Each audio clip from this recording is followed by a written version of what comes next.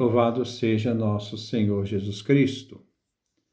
Nós vamos dar continuidade à nossa leitura da segunda carta de São Paulo ao Timóteo, nosso segundo encontro.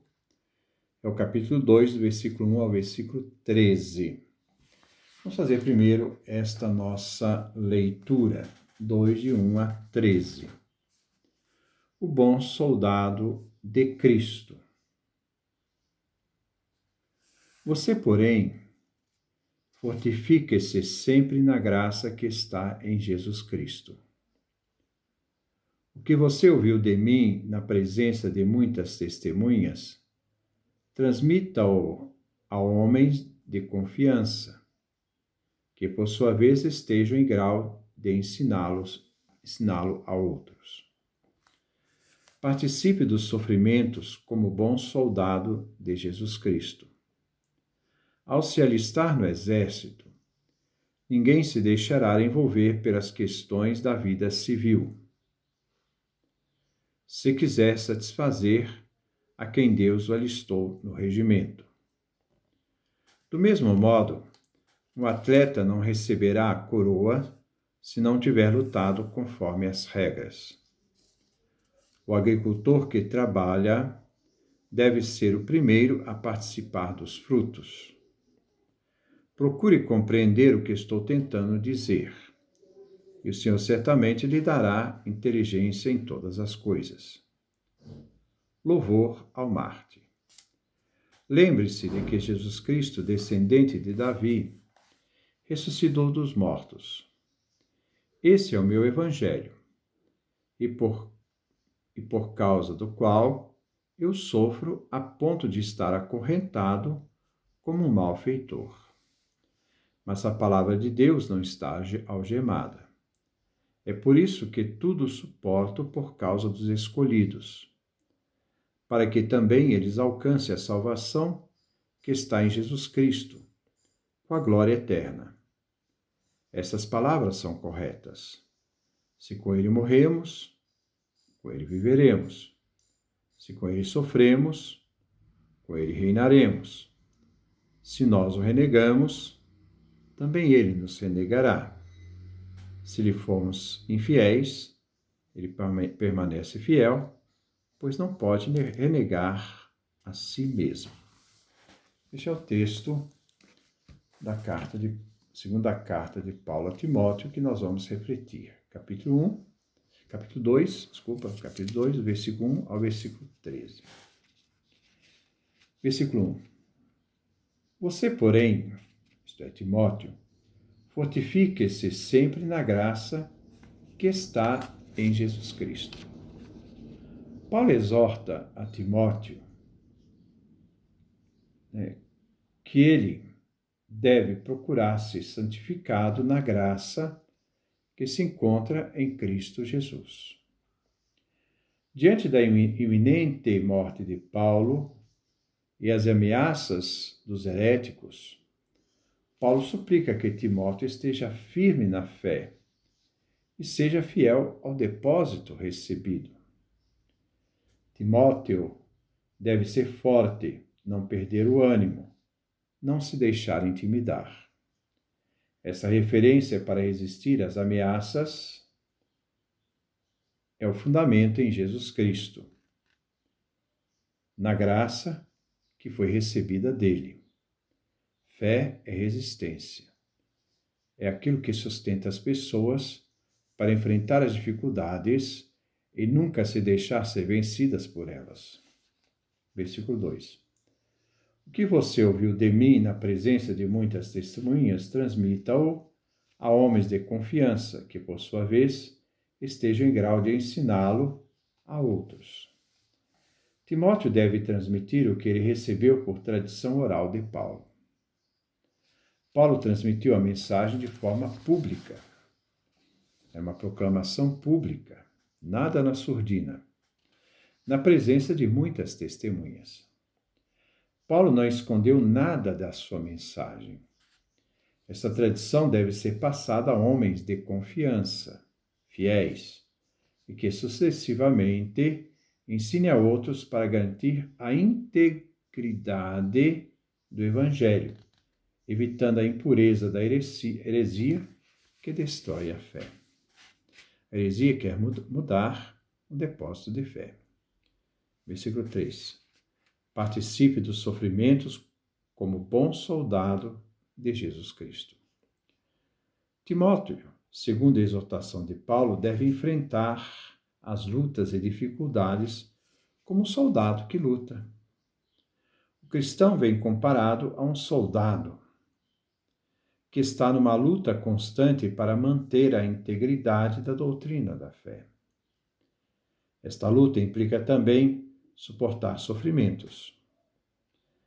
Não deixa ser vencido pelos sofrimentos.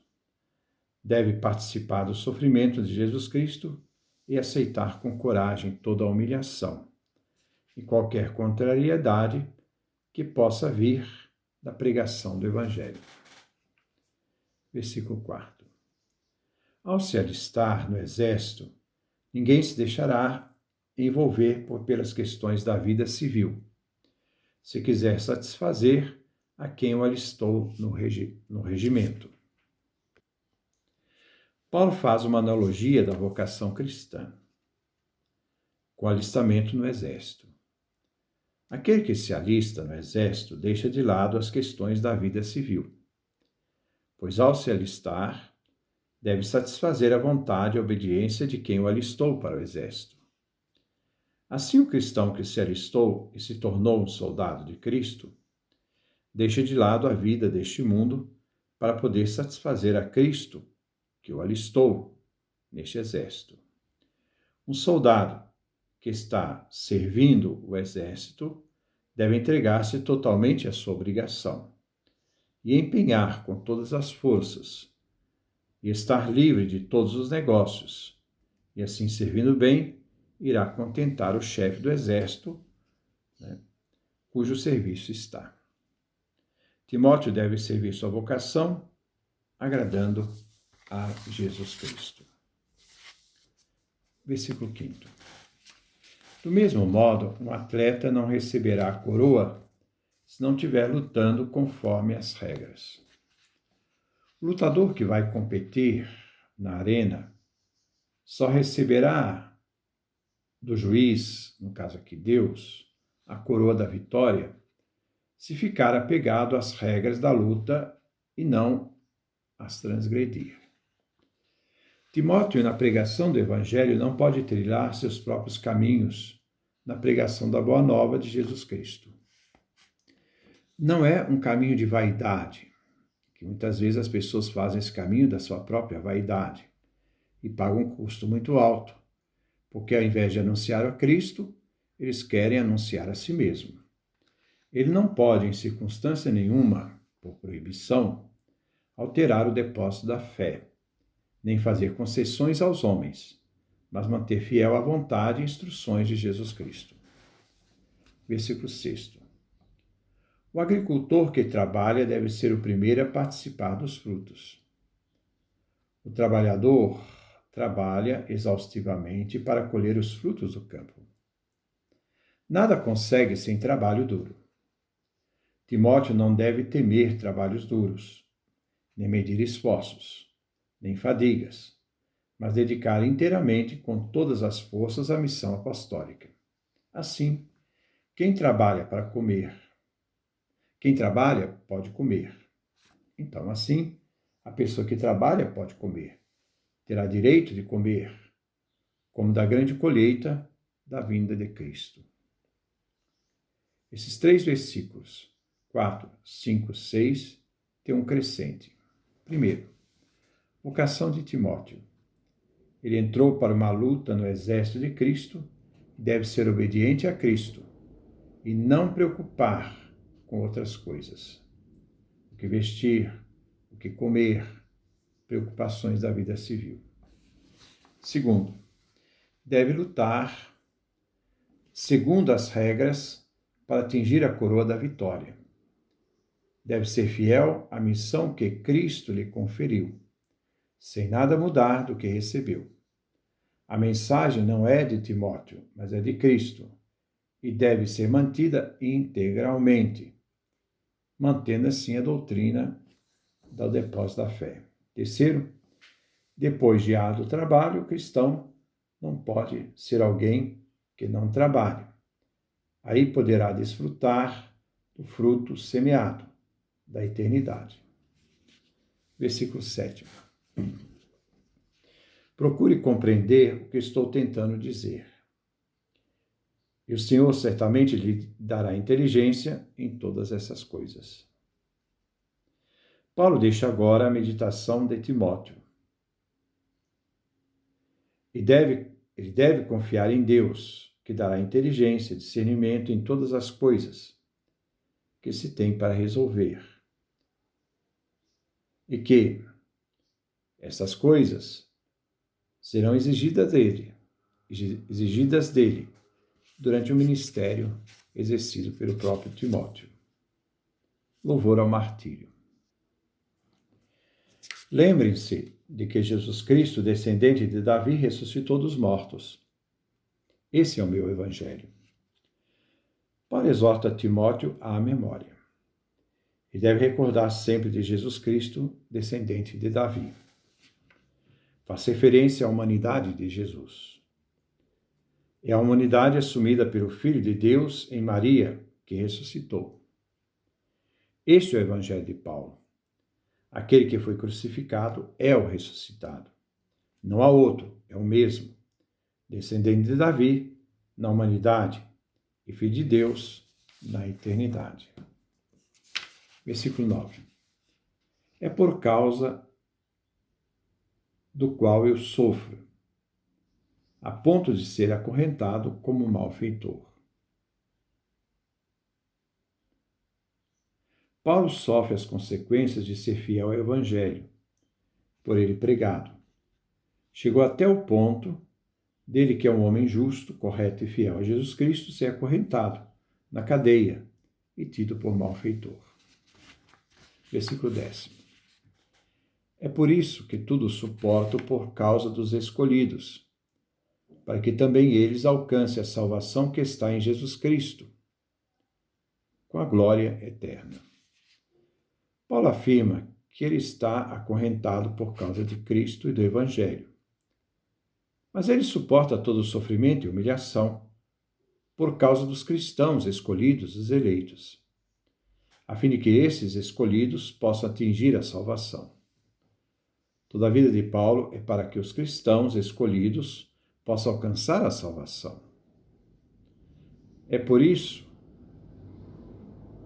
essas coisas que ele persiste, insiste em se manter fiel sua vida a Jesus Cristo e ao seu Evangelho, estar a serviço daqueles que creem. A salvação está em Jesus Cristo. Jesus Cristo é o centro dessa salvação, no ministério da cruz e ressurreição, pois é por meio dele que se atinge a glória eterna, a vida eterna. Paulo quer que os escolhidos participem da salvação e cheguem à eternidade. Por isso, sofre e se entrega para ser fiel ao Evangelho e a Jesus Cristo. Versículo 11. Essas palavras são certas. Se com ele morremos, com ele viveremos. Morrer com Jesus Cristo. Viver com Jesus Cristo. Morremos com Cristo no batismo para ressuscitar com ele. Paulo diz que no batismo nós fomos sepultados com Cristo para ressuscitar com ele. Morremos com Cristo sendo fiel a ele, testemunhando Jesus, seu Evangelho, a doutrina do depósito da fé. Então com ele viveremos. Morrer como mártir, testemunha da fé, é participar da vida eterna em Cristo. O exemplo de Paulo, que veio aproximar a sua morte. Versículo 12. Se com ele sofremos, com ele reinaremos. Se nós o renegamos, também ele nos renegará. Paulo continua afirmando o sentido do martírio, do testemunho da fé em Cristo e no seu Evangelho. Sofrer com Cristo o Evangelho, sendo fiel à mensagem, às pessoas, irão reinar com ele na eternidade. Então, todos aqueles que são fiéis reinarão com Cristo na eternidade.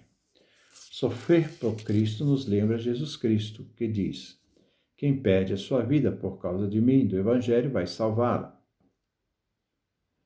Depois afirma Paulo: se nós o renegamos, ele também nos renegará.